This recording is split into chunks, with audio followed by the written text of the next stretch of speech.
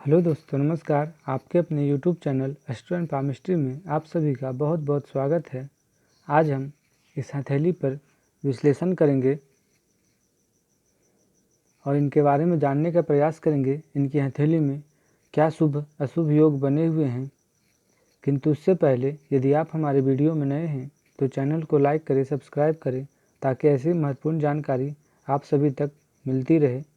तो चलिए शुरू करते हैं। जब हम उनकी हृदय रेखा को देखेंगे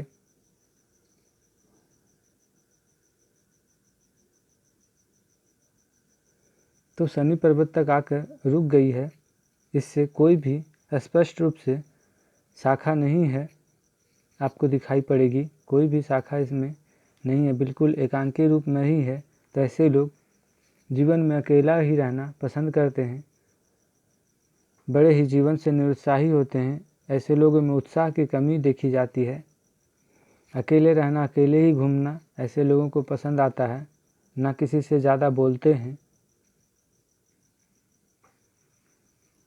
बिल्कुल जीवन को ये एकांकी रूप में ही देखते हैं और अकेले ही जीना पसंद करते हैं। वहीं जब हम इनकी मस्तिष्क रेखा को देखेंगे तो हल्की ढलाव के साथ चंद्र पर्वत तक आती हुई आपको दिखाई पड़ेगी। मस्तिष्क अच्छी है, सबल है, किंतु इस प्रकार की छोटी छोटी रेखाएं या यूं कहें कि मंगल क्षेत्र से मस्तिष्क रेखा का निकलना शुभ नहीं कहलाता है। यह कारण ही मस्तिष्क में तनाव उत्पन्न करता है। सर दर्द की जैसी परेशानी ऐसे लोगों में हो जाती है। जब हम इनकी आयु रेखा को देखेंगे, आयु रेखा अच्छी है। वहीं जब हम इनकी भाग्य रेखा को देखेंगे तो जीवन रेखा से साथ ही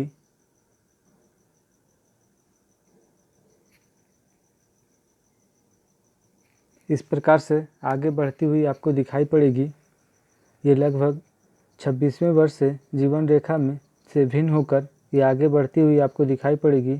तो हम ऐसा कह सकते हैं कि इनका भाग्योदय भी लगभग 26वें वर्ष के आसपास ही आकर हुई होगी। वहीं जब आप गौर से देखें तो एक और भाग्य रेखा, ये भी जीवन के 26वें वर्ष में ही भाग्य रेखा के साथ मिलकर आगे बढ़ती हुई आपको दिखाई पड़ेगी। ये भी भाग्य रेखा के सहयोगी रेखा ही है।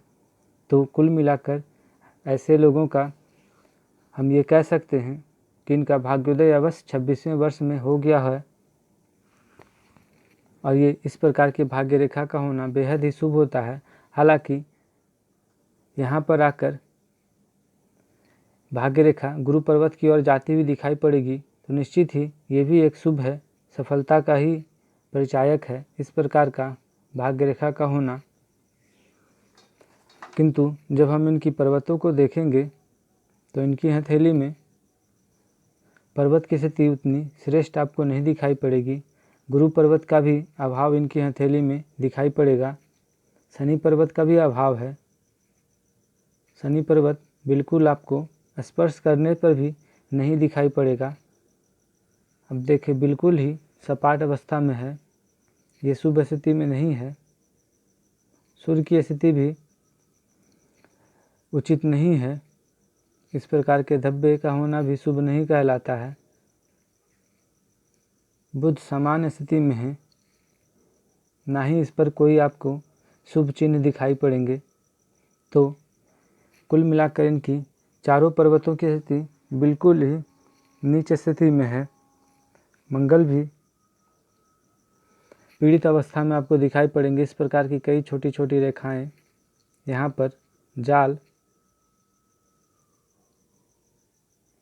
तो आए दिन ऐसे लोगों का दुर्घटना, किसी प्रकार का चोट, शरीर में कष्ट ऐसे लोगों को होता ही रहता है। शारीरिक समस्या भी ऐसे लोगों को बनी रहती है। शुक्र की स्थिति भी शुभ नहीं है। देखिए यहाँ पर 2 भागों में विभक्त होती हुई आपको, या यूं कहें कि 3 भागों में विभक्त होती हुई शुक्र की स्थिति दिखाई पड़ेगी। तो इनकी हथेली में शुक्र की स्थिति भी शुभ नहीं है। इस प्रकार की कई छोटी छोटी रेखाएं, माफ़ कीजिएगा, धब्बे आपको दिखाई पड़ेंगे। वहीं जब हम इनकी चंद्र पर्वत को देखेंगे तो इस प्रकार के कई छोटे छोटे धब्बा आपको दिखाई पड़ेंगे। मंगल पर्वत पर भी इसी प्रकार के कई ऐसे लोग, जब चंद्र पर्वत पर या मंगल पर्वत पर इस प्रकार के धब्बे आपको दिखाई पड़े तो निश्चित ही व्यक्ति नशा का आदी हो जाता है। ऐसे लोग व्यसन में पड़ जाते हैं। कई प्रकार के नशा ऐसे लोग करने लगते हैं और अपने जीवन को तबाह कर लेते हैं। इनकी समस्या भी यही है, ये धन अच्छा कमा लेते हैं किंतु धन का अर्जन नहीं कर पाते हैं। आए दिन धन को लेकर ये चिंतित रहते हैं। कारण यही है, एक तो उंगलियां गांठदार आपको दिखाई पड़ेगी, उंगलियों के बीच में इतना गैप आपको दिखाई पड़ेगा। इस प्रकार का गैप होना शुभ नहीं होता है, विशेषकर धन को लेकर। ऐसे लोग धन कितना भी कमा लें किंतु ऐसे लोगों के पास धन टिकता नहीं, रुक नहीं पाता है। स्थिर लक्ष्मी की कमी होती है ऐसे लोगों में, फिजूल खर्ची होते हैं ऐसे लोग। और जब इस प्रकार की हथेली में चंद्र पर्वत पर धब्बे दिखाई पड़े तो निश्चित ही व्यक्ति नशा का आदी हो जाता है। वहीं जब मंगल पर्वत पर इस प्रकार का धब्बा दिखाई दे तो नशा का आदी तो होता ही है, साथ में ऐसे लोगों को शारीरिक हानि भी होती है। ऐसे लोग कई बार कान से कम सुनना या आँखों से कम दिखना, ये पूर्णतः आँखों की खराबी दर्शाता है। ऐसे लोगों में ये व्यसन के कारण भी होता है। धीरे धीरे अपना शरीर को खराब कर लेते हैं ऐसे लोग नशा में पड़कर।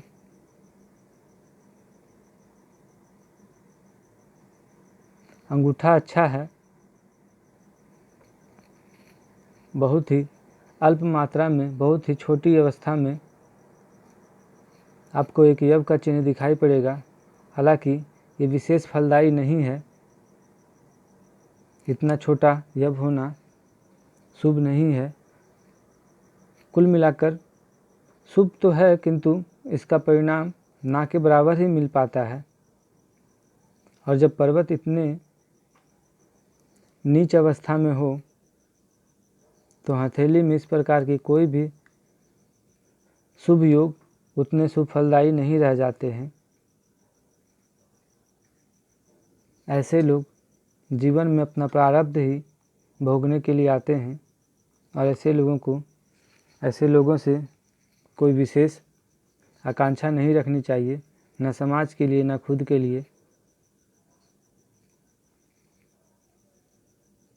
इस प्रकार के कड़वे वचन बोलना हालांकि उचित नहीं है किंतु वास्तविकता यही है।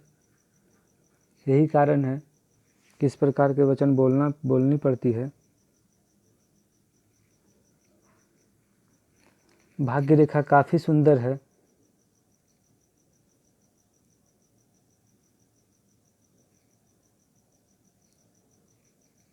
किंतु हथेली में इस प्रकार के दोष के कारण कोई भी विशेष लाभ इन्हें नहीं मिल पाता है। धन आता है और व्यसन में चला जाता है।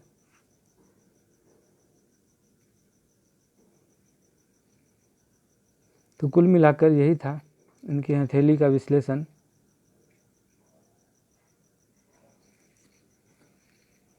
हम फिर मिलेंगे किसी अन्य वीडियो में, तब तक के लिए नमस्कार। वीडियो अगर पसंद आया हो तो चैनल को लाइक करें, सब्सक्राइब करें। धन्यवाद।